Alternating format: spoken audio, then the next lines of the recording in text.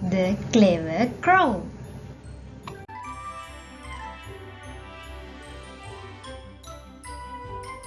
Once upon a time in hot summer day, a clever crow named Charlie felt very thirsty.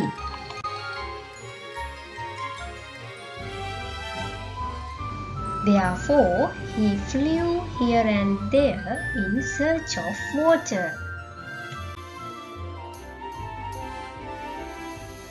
After some time, he spotted a pot of water in a garden. When Charlie tried to drink, he saw the water was too low for him to reach. He thought for a moment, then had a good idea.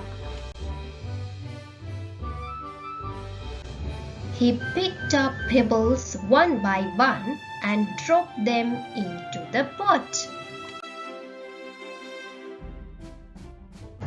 As he added more pebbles, the water level rose. Soon he quenched his thirst.